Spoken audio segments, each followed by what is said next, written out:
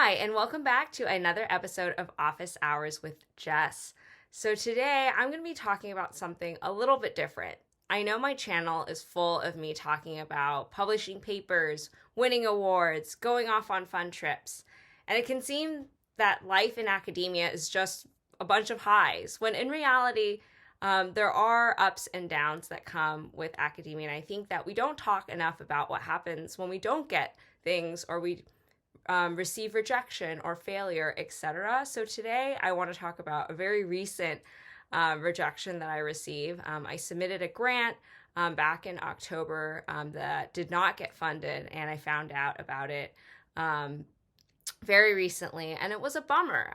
It was really hard for me to take that news, given that I feel that I work really hard and, you spend all this time, months sometimes, putting your ideas together, drafting up this grant, your whole life and energy goes into writing that grant and your thoughts, and you get tied to it. And then to have that only be rejected is a very difficult, pill to swallow when that does happen. So I'm here today to give a couple of tips on, what I do at least when I face rejection or failure, etc. One, I feel sad.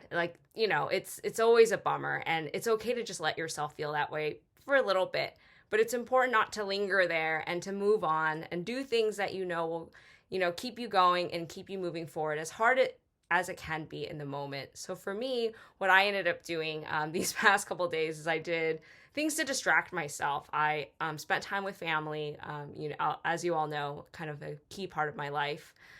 I did some cleaning. I finally unpacked for my trip. I sort of cleaned out my closet. I did these things to just sort of make myself feel better, and it worked. I talked to friends. I vented to friends and colleagues, but don't over-vent. As you know, that can also backfire sometimes. I spent a lot of time talking to my mentor, who was really reassuring, and it's always great to hear someone, your senior, tell you that it's going to be okay, because it is. And that kind of brings me to my next point of, you don't want these failures to define who you are. It's just one bad outcome. It doesn't define you as a whole.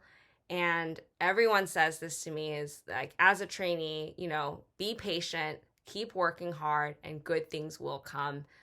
Everyone has to experience some kind of failure before they reach that success. And it's important that I, continue to try for more grants, continue moving forward, and not be afraid of this failure or rejection. Otherwise, I would never eventually get the grant down the line. So, like I said, everyone does fail at some point, and a lot.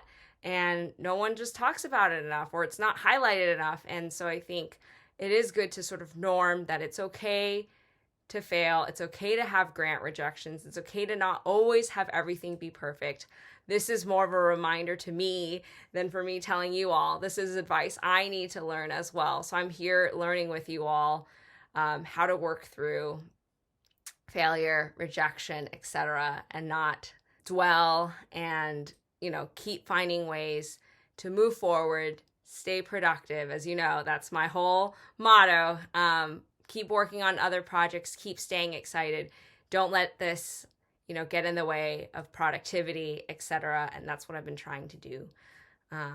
But again, this video is just a reminder that everyone, including me, experiences these lows, and it's important not to let this, even though at points in the past couple of days, I'm like, do I really want to be in academia? And the answer is, of course I do. This is just part of that process. And I wanted to share sort of my inner feelings with you all. And with that, don't forget to like and subscribe, and I will see you on another episode of Office Hours with Jess.